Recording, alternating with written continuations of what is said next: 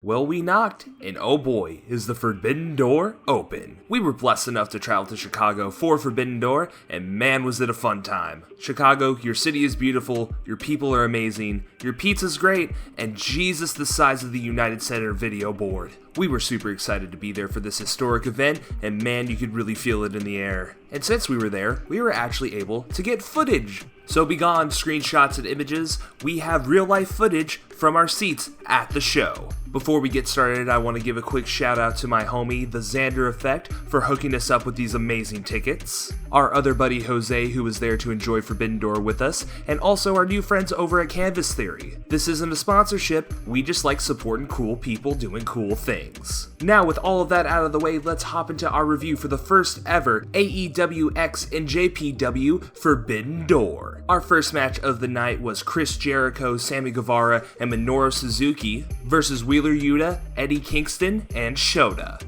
To be quite honest with you, we were a little disappointed that Minoru Suzuki and Eddie Kingston would not have a one-on-one affair. But oh man, was this fun, and it kinda made up for it. The entire story of the match was of course leading up to Blood and Guts the following Dynamite, which by the way, we're recording this after that has happened. Holy crap, was that a good match. The overarching story of this match was Eddie Kingston trying to get his hands on Chris Jericho and caring about nothing else. Chris Jericho and Minoru Suzuki are of course elder statesmen of the wrestling world, and honestly I don't think can have a bad match at this point. Wheeler Yuta and Sammy Guevara of course showed up in their own brutal, amazing, entertaining ways, but for our money the highlight of this entire match was Shota. We would be lying to you if we said we knew anything about the Son of Red Shoes outside of his interactions with Jon Moxley, but man, he has shown in this match that he is really a guy to watch. A lot of his comeback spots had the crowd chanting for him, which is always great to see a younger guy get a nice chant and a lot of fan support behind him, especially in a show with this much star power. But kind of predictably,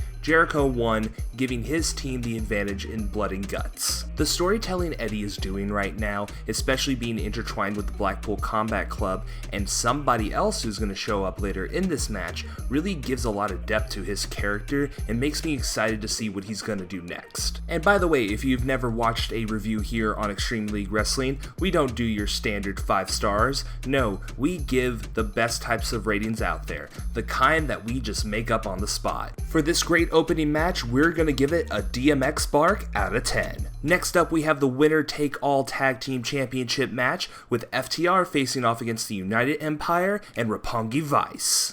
FTR is, without a shadow of a doubt, one of the best tag teams in the world right now, and they're on the track to really become one of the best tag teams of all time.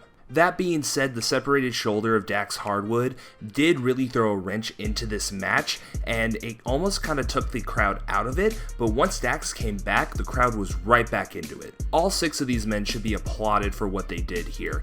The professionalism, the tag team psychology is great, and also, I think I'm in love with the Great O'Khan now. After some hot back and forth, FTR hit a shatter machine to become the new IWGP Heavyweight Tag Team Champions. And funny enough, now that they have the IWGP Heavyweight Tag Team Championships, the Impact Tag Team Championships are being held by certain Good Brothers who have a slight history with the company. Fantasy booking and injury aside, this was a really fun, great match, and Dax Hardwood has so much more of my respect now, not only as a performer, as a person. Cash is great too, the United Empire are great, Roppongi Vice is one of my favorite teams from 2016. Overall, this was a fantastic match, and we're gonna go ahead and give it a Dax Hardwood mustache out of 10. Next up, we have the All-Atlantic Championship 4-Way. Imagine us flying all the way to Chicago. I'm excited to see Tomohiro Ishii, and then I find out he's injured. And on top of that, he's being replaced by a Clark Connors. Who's a Clark Connors?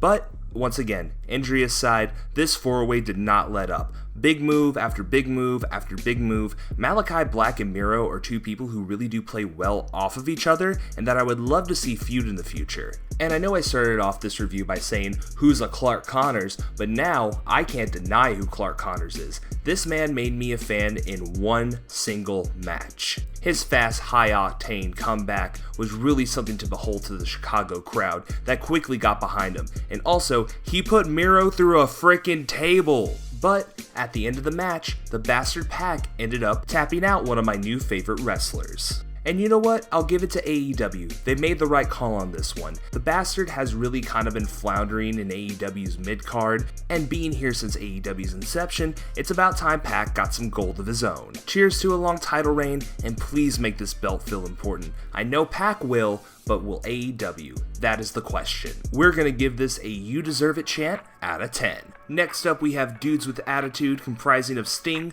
Darby Allin, and Shingo Takagi versus the Young Bucks and El Phantasmo. I will say, AEW pay-per-views do have a habit of running a little bit long and tiring the crowd out, but sprinkling in these PWG 6-man tags throughout the card really does bring energy back into the crowd. The beginning fake-out spot of Sting up in the rafters and then jumping from one of the tunnels is beautiful, and also it is now my new favorite wrestling meme.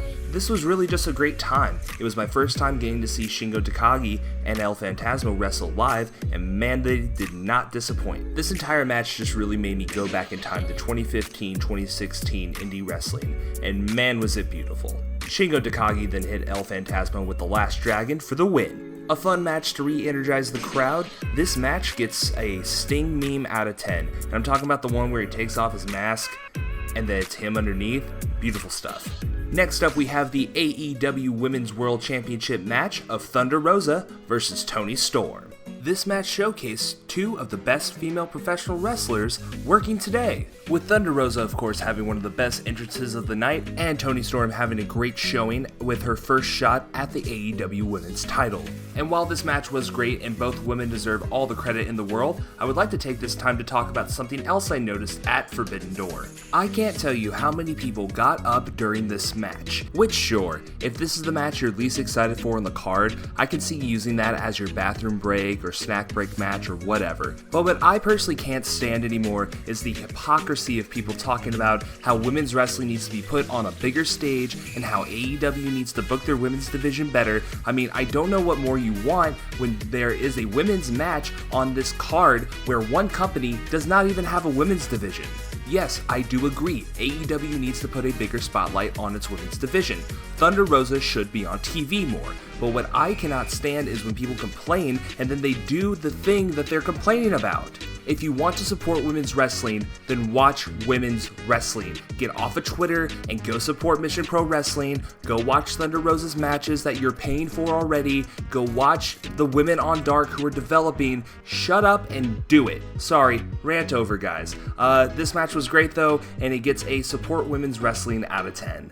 Next up, we have the match for the IWGP United States Heavyweight title with Will Ospreay versus Orange Cassidy. If you can't tell by my cosplay, this was the match I was most excited to see. Will Ospreay is one of the best workers right now in the professional wrestling world, and oh, Orange Cassidy. This man has finally returned from injury and is ready to put on a classic for the Chicago crowd. And while I figured this match would be good, harkening back to something like Orange Cassidy and Pac, I didn't really fully comprehend how good this match was going to be. Whether it was our visit to Counter City, the effectiveness of Aussie Open and the distraction, or Orange Cassidy and Will Ospreay just putting on classic sequence after classic sequence, this match was so good. And dare I say, the Chicago crowd really did buy into Orange Cassidy winning the US title. But one corkscrew neckbreaker later, Will Ospreay picked up the win. I would personally say, if you're going to go back and watch any match from this pay-per-view,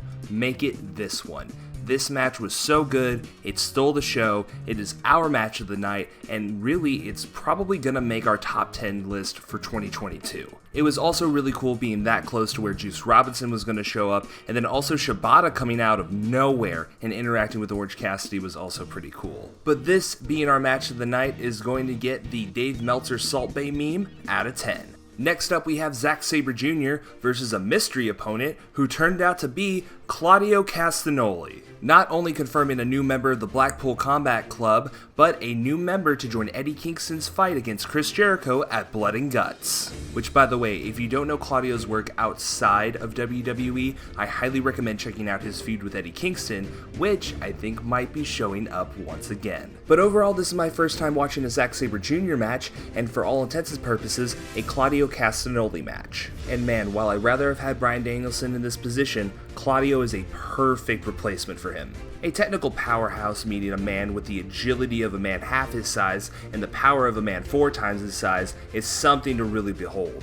Zack Saber Jr. was no slouch in this match either, really giving a good showing in his savvy offense against Claudio, trying to cut him down to size. My favorite spot in this match has to be where Zack Saber Jr. has him in some type of standing submission. I'm going to call it an octopus, even though I'm pretty sure it's not an octopus lock. As Claudio tries to get out of this submission hold, they roll out of the ring, and then Claudio is able to pick Zack Saber Jr. up, walk him up the steps, into the ring, and then gets out of the submission, which is just really great to see. Claudio then gives Zack Saber Jr. a giant European uppercut for the win, and man, I am so excited to see Claudio Castagnoli in AEW, and just the story possibilities with him in the Blackpool Combat Club. I'm foaming at the mouth thinking about it. This gets a Cesaro tearing up a beach ball in the crowd at SummerSlam out of 10. And next up, we have our co-main event of Okada versus Jay White versus Hangman Page versus Adam Colby for the IWGP Heavyweight Championship. I mean, speaking honestly here, these 4 men could wrestle a great match in their sleep, but man, they were awake for this one. The story of this match was really Jay White and Adam Cole trying to be on the same page while also fighting for the same title. Of course, going into the match, that alliance then breaks down, leading it to be every man for themselves.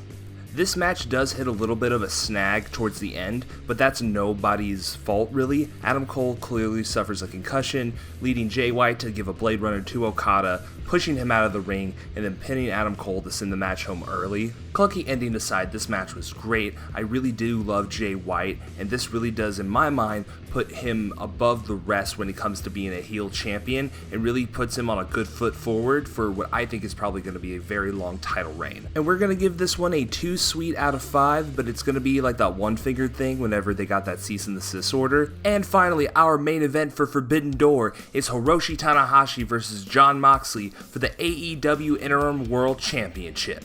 While CM Punk was originally slotted to be here against Hiroshi Tanahashi, man, you cannot go wrong with Jon Moxley as a replacement and as an interim champion. I mean, I don't really know what else to say. These 2 men wrestled a clinic. Being able to finally watch Hiroshi Tanahashi in person and to see Jon Moxley come out of the tunnel I was literally standing above is just a awe-inspiring moment, and it's something that I cannot put into words what it meant to me.